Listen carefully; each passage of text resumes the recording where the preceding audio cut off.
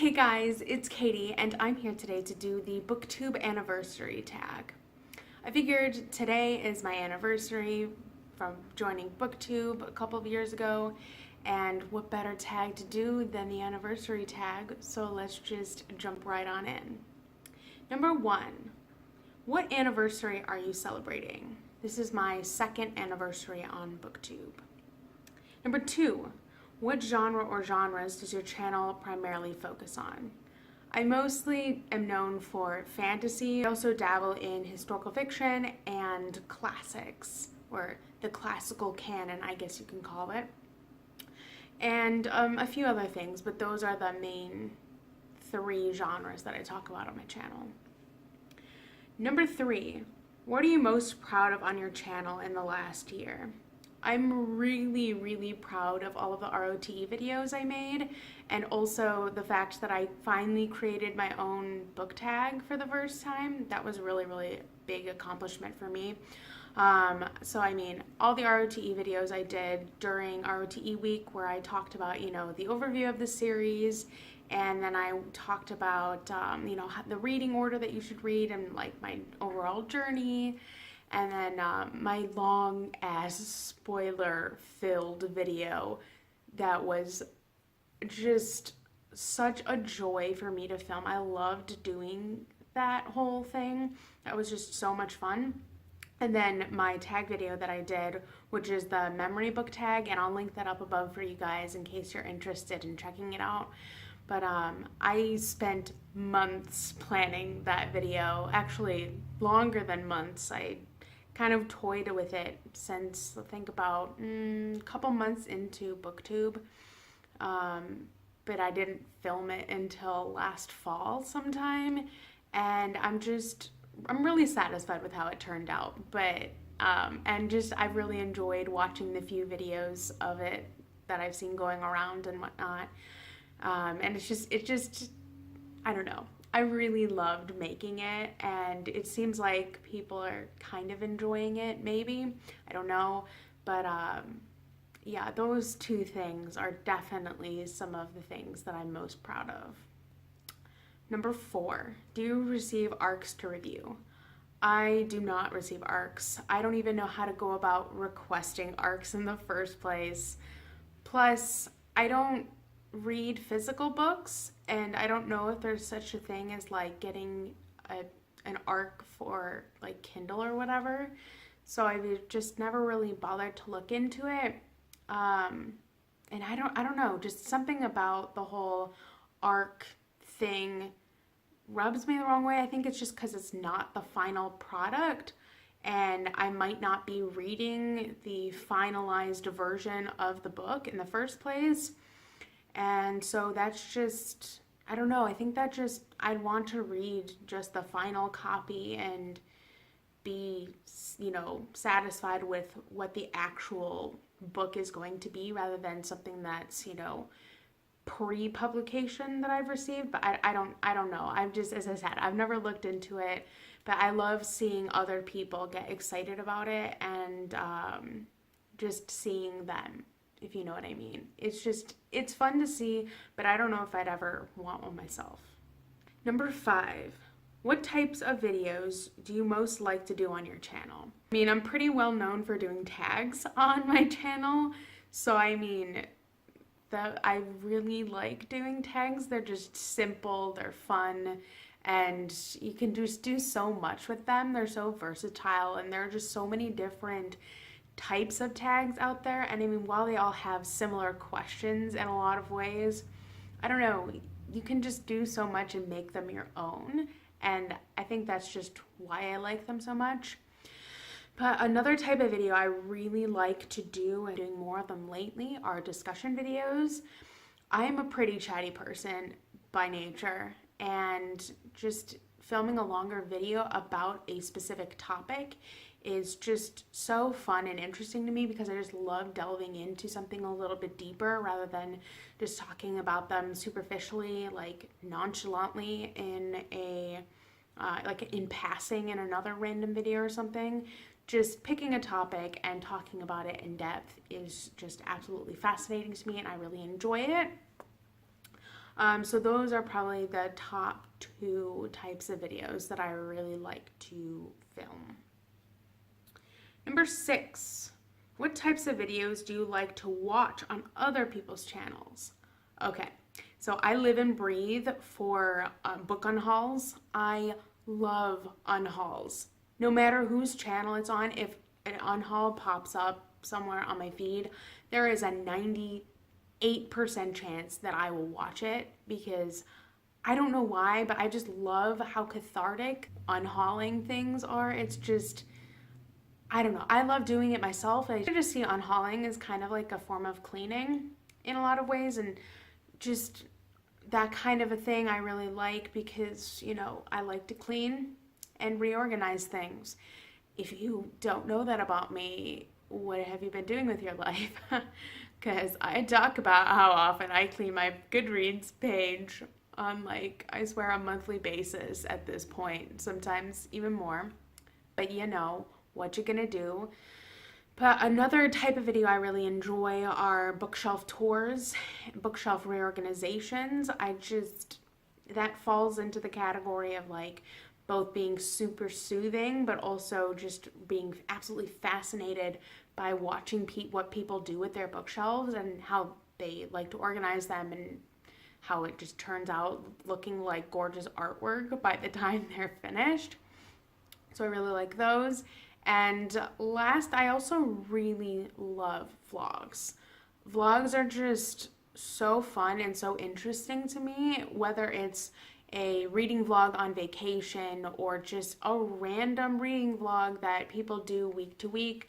I just really enjoy them. They're a way to get to know a person better, rather than just through, you know, your typical, you know, everyday videos, like, you know, reviews or tags or anything. But like vlogs, just, you get to know people on a different kind of level, and I just really enjoy getting to see them.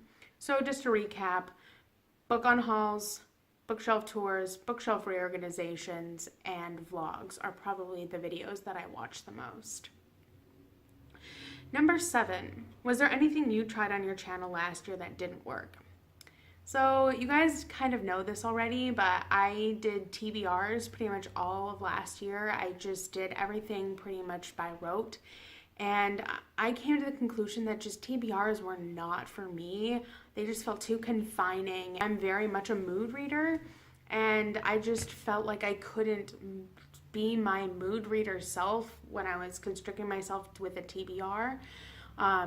Do I occasionally do them if they have a theme? Yes.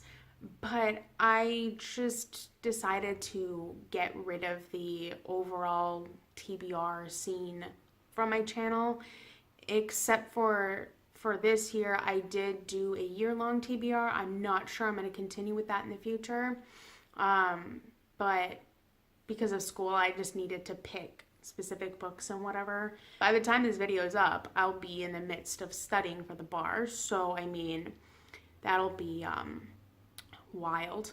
And then I'll hopefully, if I pass on my first go around, I won't have to do any more like academic stuff. So then I'll be able to be a lot freer with the things that I read. So yeah, TBRs for sure did not work for me last year, and if you haven't noticed already, I'm not continuing them. 8, is there anything you did on your channel last year that you won't be continuing on your channel this next year? And as I said, TBRs is definitely one of those, in any way, shape, or form. I've also started changing the way I do reviews. Rather than reviewing every single book that I read, I am picking and choosing the books that I just really want to review, and then trying to get, keyword being trying, to get input from you guys as to other reviews that you want to see.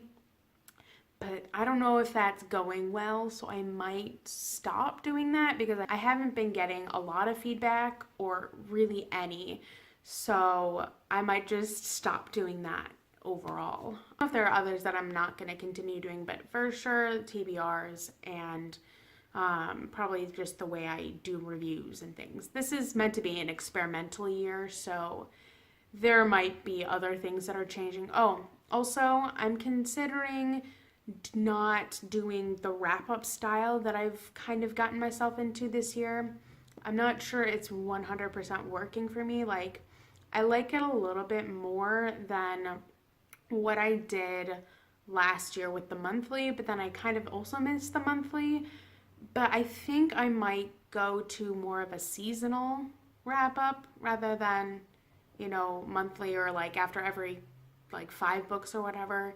It just doesn't seem to be working, but I think seasonal, so like once every 3 or 4 months or something, might work better. So we'll see. I might try that out at some point down the line. Number 9, is there anything that you plan to do more of this year?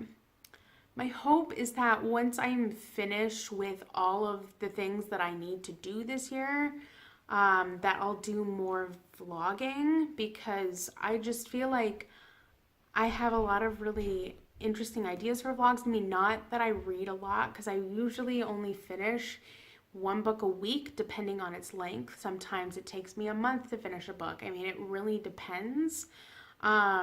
So I don't know how interesting vlogging would be, but I'm thinking of doing something kind of like what Vendy does, where she does like multiple tags in one video. So I'm just thinking like, I don't know, making life more interesting and showing you kind of just Katie, like reader Katie's life over the span of insert time period here, rather than just kind of putting out 500 videos a week, if you know what I mean. I feel like the volume of videos that I put out is just in some ways too much, but I also like having a lot of stuff be put out, if you know what I mean. But I just think that combining a lot of stuff into one giant video and you guys being able to, like, I don't know, sit back and relax and watch it might be interesting. I don't know.